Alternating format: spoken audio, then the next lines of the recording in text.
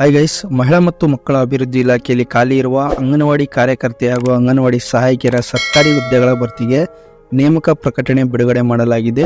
So ಈ ಒಂದು ಹುದ್ದೆಗಳಿಗೆ ಅರ್ಜಿ ಸಲ್ಲಿಸುವ ವಿಧಾನ ಹೇಗೆ, ಅದೇ ರೀತಿ ಯಾವೆಲ್ಲ ಜಿಲ್ಲೆಗಳಿಗೆ ಒಂದು ಅರ್ಜಿಯನ್ನು ಆಹ್ವಾನಿಸಿದ್ದಾರೆ, ಸೊ ಯಾವೆಲ್ಲ ದಾಖಲಾತಿಗಳನ್ನು ಒದಗಿಸಬೇಕು, ಸೊ ವಿದ್ಯಾರ್ಹತೆ ಏನು, ಸೊ ಎಲ್ಲ ಮಾಹಿತಿಯನ್ನು ಈ ಒಂದು ವಿಡಿಯೋದಲ್ಲಿ ತಿಳಿಸ್ಕೊಡ್ತಾ ಇದ್ದೀನಿ.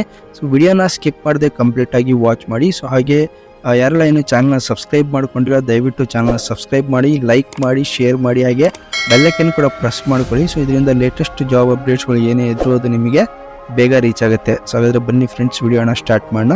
ಫ್ರೆಂಡ್ಸ್, ಅರ್ಜಿ ಸಲ್ಲಿಸುವ ಮುಂಚೆ ಯಾವೆಲ್ಲ ಜಿಲ್ಲೆಗಳಿಗೆ ಅರ್ಜಿಯನ್ನು ಆಹ್ವಾನಿಸುತ್ತಾರೆ ಅಂತ ನೋಡೋದಾದರೆ ನೋಡಿ, ಬೆಳಗಾವಿ ಜಿಲ್ಲೆ ಹಾಗೂ ಉತ್ತರ ಕನ್ನಡ ಜಿಲ್ಲೆ ಅಂಗನವಾಡಿ ಕೇಂದ್ರಗಳಲ್ಲಿ ಈ ಒಂದು ಅರ್ಜಿಯನ್ನು ಆಹ್ವಾನಿಸಿದ್ದಾರೆ. ಸೊ ಬೆಳಗಾವಿ ಜಿಲ್ಲೆಯ ಎಲ್ಲ ಅಂಗನವಾಡಿ ಕೇಂದ್ರಗಳಿಗೂ ಇದು ಅಂದರೆ ತಾಲೂಕಿನ ಎಲ್ಲ ಅಂಗನವಾಡಿ ಕೇಂದ್ರಗಳಿಗೆ ಇದೊಂದು ಅರ್ಜಿಯನ್ನು ಆಹ್ವಾನಿಸಿದ್ದಾರೆ.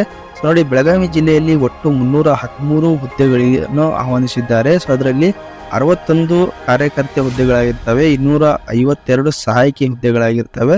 ಸೊ ಅರ್ಜಿ ಸಲ್ಲಿಸಲು ಪ್ರಾರಂಭಿಕ ದಿನಾಂಕ 10/7/2024 ಆಗಿರುತ್ತೆ. ಆಲ್ರೆಡಿ ಪ್ರಾರಂಭಗೊಂಡಿದೆ ಯಾವುದು, ಬೆಳಗಾವಿ ಜಿಲ್ಲೆಯವರಿಗೆ.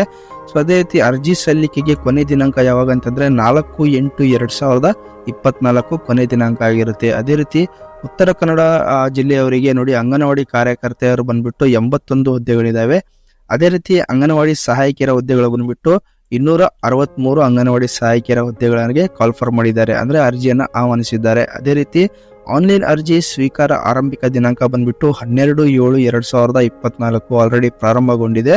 ಸೊ ಕೊನೆ ದಿನಾಂಕ ಬಂದ್ಬಿಟ್ಟು 12/8/2024 ಅರ್ಜಿ ಸಲ್ಲಿಸಲು ಕೊನೆ ದಿನಾಂಕ ಆಗಿರುತ್ತೆ ಉತ್ತರ ಕನ್ನಡ ಜಿಲ್ಲೆಯವರಿಗೆ. ಅಂದರೆ ಉತ್ತರ ಕನ್ನಡ ಜಿಲ್ಲೆ ಎಷ್ಟು ತಾಲೂಕುಗಳಿದ್ದಾವೆ, ಎಲ್ಲೆಲ್ಲಿ ಅಂಗನವಾಡಿ ಕೇಂದ್ರಗಳಿದ್ದಾವೆ, ಎಲ್ಲ ಅಂಗನವಾಡಿ ಕೇಂದ್ರಗಳಿಗೆ ಈ ಒಂದು ಅರ್ಜಿಯನ್ನು ಆಹ್ವಾನಿಸಿದ್ದಾರೆ. ಸೊ ಅದೇ ರೀತಿ ಶೈಕ್ಷಣಿಕ ಅರ್ಹತೆಗಳು ಬಂದ್ಬಿಟ್ಟು ನೋಡಿ, ಅಂಗನವಾಡಿ ಕಾರ್ಯಕರ್ತೆ ಹುದ್ದೆಗೆ 12ನೇ ತರಗತಿ ಪಾಸ್ ಆಗಿರಬೇಕು, ಅಥವಾ ಡಿಪ್ಲೊಮಾ ECCE ಆಗಿರಬೇಕು, ಅಥವಾ ಸಮಾನ ಶಿಕ್ಷಣ ತೇರ್ಗಡೆ ಆಗಿರಬೇಕು. ಸೊ 12th PUC ಕೇಳಿದ್ದಾರೆ ಅಂಗನವಾಡಿ ಕಾರ್ಯಕರ್ತೆಗೆ.